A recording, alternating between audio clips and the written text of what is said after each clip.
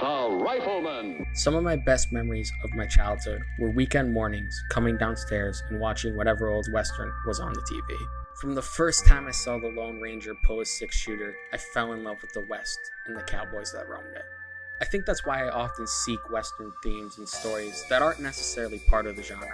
I often sit down with a game or a movie and I think and experience it through a Western lens. It's just a weird but fun thing that I've always done. However, when I started playing The Last of Us 2, I instantly realized that this wasn't me just trying to make a game that was clearly not a Western into one. No, this game follows Western themes so much so that I believe it was intended to be one. And when we look at the story of The Last of Us Part 2 in this way, it is clearly and without a doubt a classic of the genre. That's right, I said classic. All that Western stuff is true, but the bigger point of this video is to talk about The Last of Us Part 2's story and why it's actually great. You see, the game has had a lot of fans upset because of the story, and I'm here to say that The Last of Us Part 2 is a great video game. It also just happens to be a Western. That's what they call burying the lead, kids. You want to talk about cowboys? Well, you can't eat your pudding if you don't have any meat.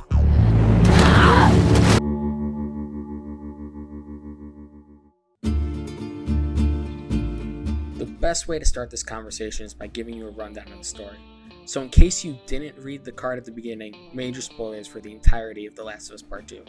I highly recommend that you play this game blind, so do yourself a favor and go play it.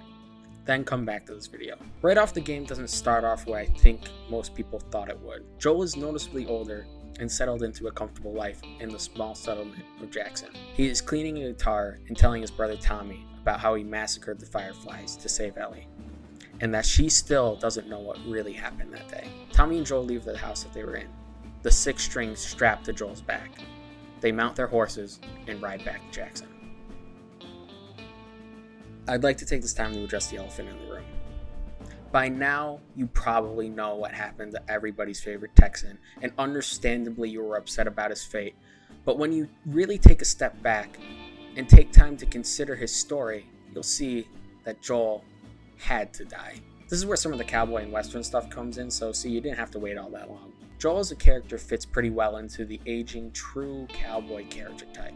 There's a great article on the website Rose from the Dark titled Wild West Archetypes in Storytelling, an examination of Western characters in writing by Dark Rose. I'm going to read the description of the true cowboy, but I'll link the whole article in the description so that you can check it out for yourself. The true cowboy is the most well-rounded and naturally talented of a group or even a region. Things just seem to come to them naturally. They may have much to learn still and tend to be a bit naive and lack some social skills. This could be due to the fact that things have always come easily to them, that they didn't have to work hard, were praised a lot, and took certain things for granted.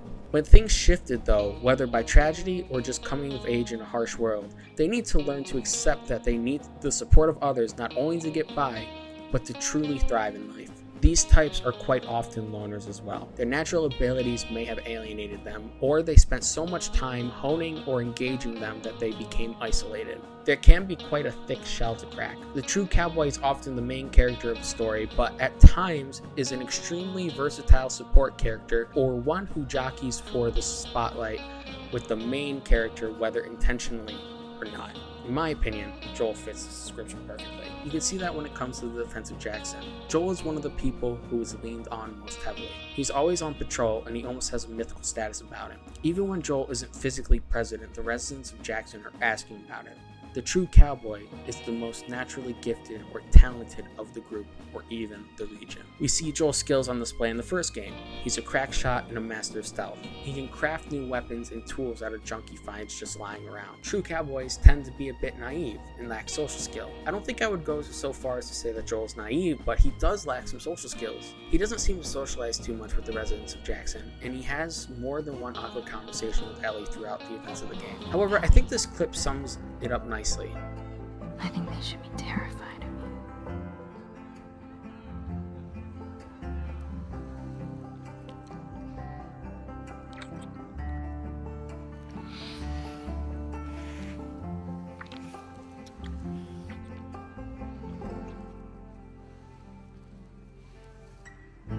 Hey, this is a family event.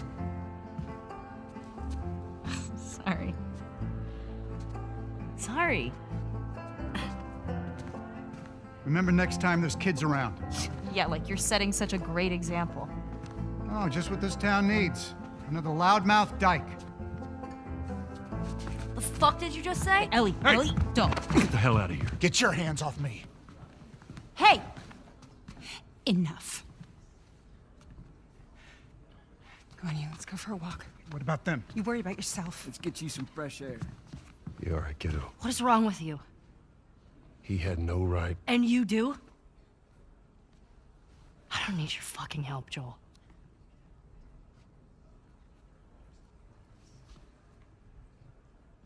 Right. Joel's defending Ellie, and that is a noble thing that fits into his character type. But look at how he decides to do it. Not by talking to the man, but by shoving him and getting ready to fight him. There is no doubt in my mind that if someone didn't jump between the two, Joel would have brought the fury of God down on this man. The only words that he says is, "Get the hell out of here." Now, I'm not saying that Joel isn't justified in his anger, but that this is a good example of how Joel fits into the true cowboy character type. He's a man of few words that is quick to action, something that a person with people skills that are a little more refined don't tend to be.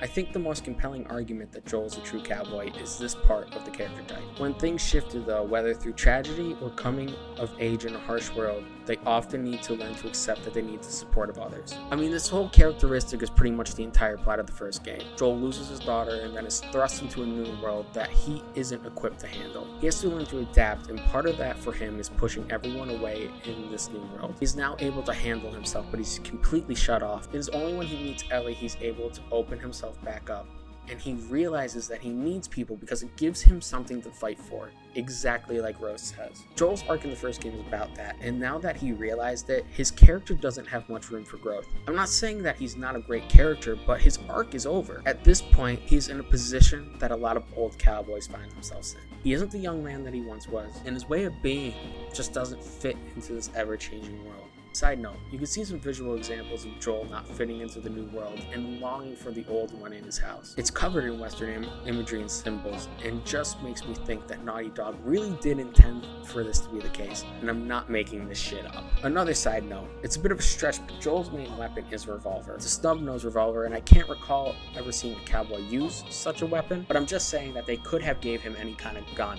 and they decided to give him a revolver. Anyways, back to my main point. Yes, Joel dies, but he dies having become a better person and with a purpose, something that not everyone gets. His death also has purpose. He dies so Ellie can grow. Ride with me. Come on.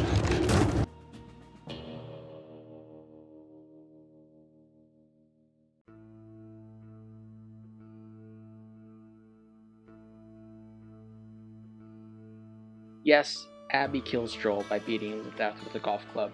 But let's remove ourselves from that for a second and consider narratively why she does this. It's easy. Revenge. Plain and simple. This story beat, along with Ellie's motivations in the game, fall into another classic Western trope, the revenge tale. The starkness of the American West has always lent itself to tales of violence and retribution. This is the essence of the Western. Men and women, squinting to the sun, square off against one another over primal issues. Love, hate, greed, and yes, of course, revenge.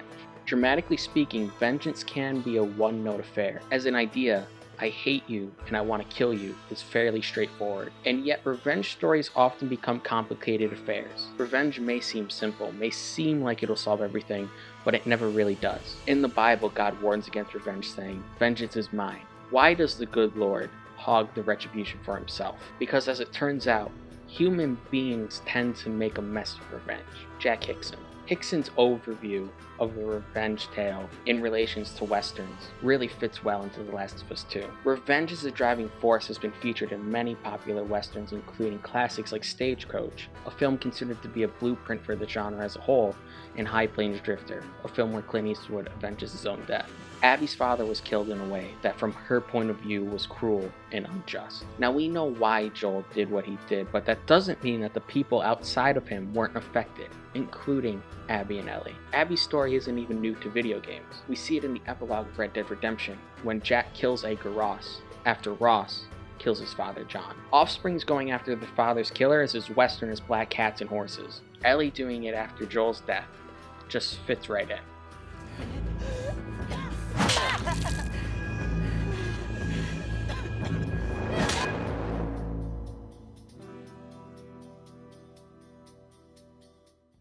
Ellie and Abby have very similar motivations in The Last of Us 2. I'd say that these characters are actually so similar that they work as foils for each other. Both want revenge, and both will do anything to get it. But the similarities don't end at the motivation. Ellie and Abby both fall into the gunslinger archetype.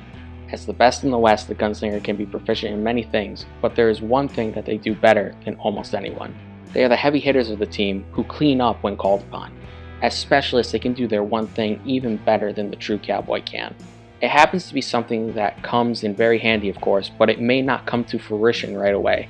The gunslinger can seem pretty normal or average until they completely blow away everyone around them when they best all others by showing off their particular skill. From that insecurity, gunslingers can be cocky and downright narcissistic. They have a certain charm that still makes them likable though. Perhaps it is the fact that they play up their one incredible skill so well, it's easy enough to overlook certain flaws. The bravado is also often tongue-in-cheek, since the gunslinger is usually aware that outside of their wheelhouse, they have to work pretty hard. Related skills to their specialty can still come naturally, but a lot of things don't. The gunslinger works best as part of a group so that they can fulfill a certain role better than anyone else, and around which makes them extremely valuable. Like we did with Joel, let's break this down and apply it to Abby and Ellie. The gunslinger can be proficient in many things, but there is one thing that they do better than almost anyone. While Abby and Ellie are both crack shots, and they often are called upon to handle tasks that wouldn't be trusted to others. Abby even has the ear of Isaac, the leader of the wolves, because of how good she is at her job. Ellie is often given a sweeping route. She's supposedly a better shot than Jesse, one of the leaders of the sweeps. Abby and Ellie both use their skills to kill a large amount of infected and people. Seriously, their body counts are through the roof at this point. In summary, Ellie and Abby are the best at what they do, and they know it.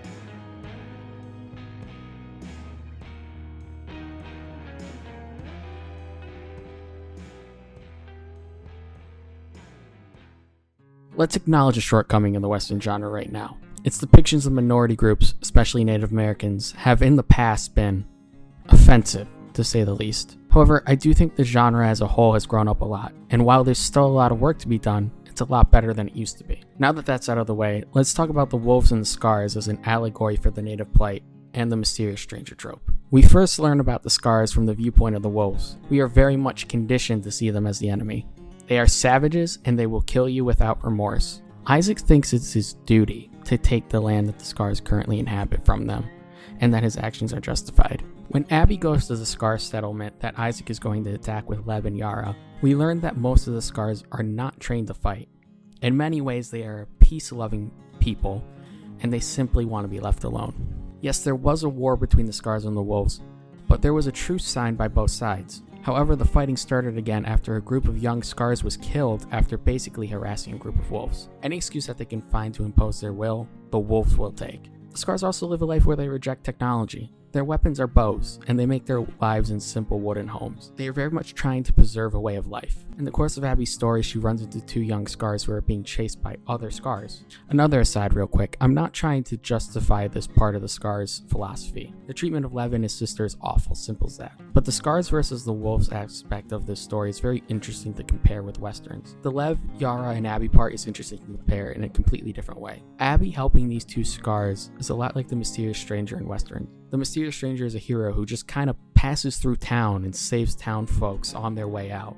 A good example of this would be Clint Eastwood's Man with No Name in A Fistful of Dollars. He comes to town and kills a couple bandits on both sides of a brewing conflict. He makes a little money, but he does save the town, all while no one ever even catches his name. Abby's relationship with Lev and Yara is a little more than a stranger passing through, but the setup is the same. A person minding their own business sees a person who needs help and helps them. They don't want to be a hero, but they can't help but be one when the time arises.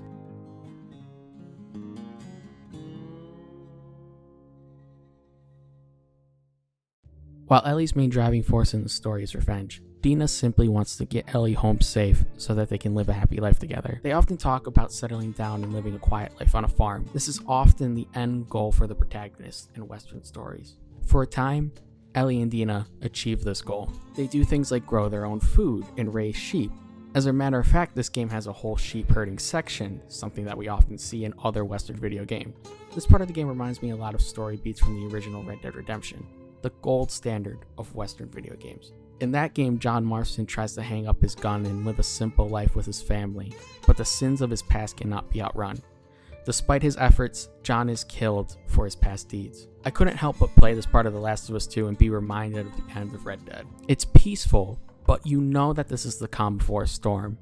There's too much unresolved to have these people just retire and live a farmer's life. The ultimate end goal for John Marston, the gunslinger, and Ellie, the gunslinger, are the same. And while Ellie doesn't die like John did, they are both robbed of their rancher dreams.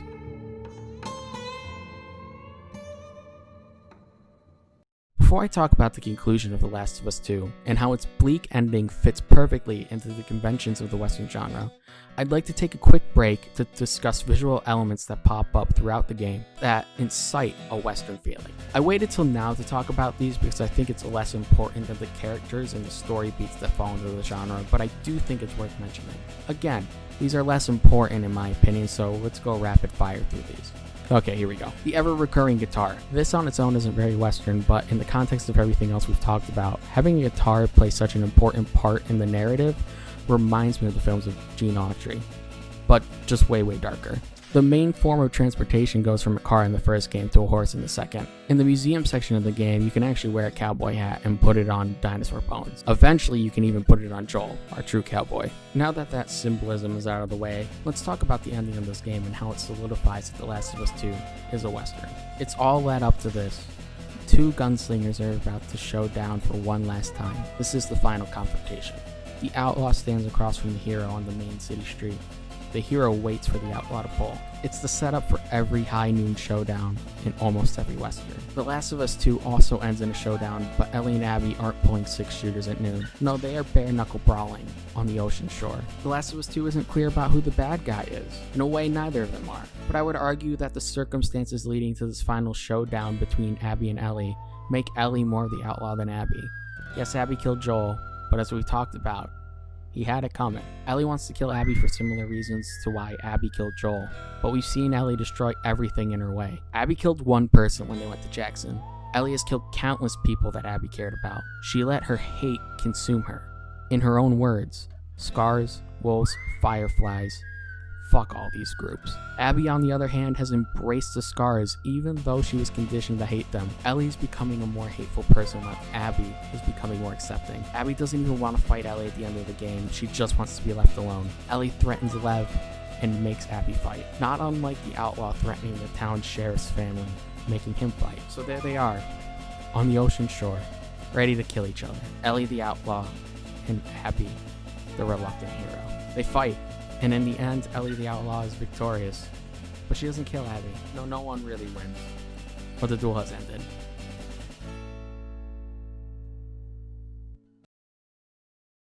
When Ellie goes back to the farm after the duel, she's dressed a lot like Joel. Ellie is no longer a gunslinger, but a true cowboy. No real purpose in this ever-changing world. She had a purpose when she thought she was going to cure the infection, but that was taken from her. Then her and Joel defended Jackson. And more than that, they loved each other like a father and a daughter, but Abby took that away. Then it was to get Abby, but that failed.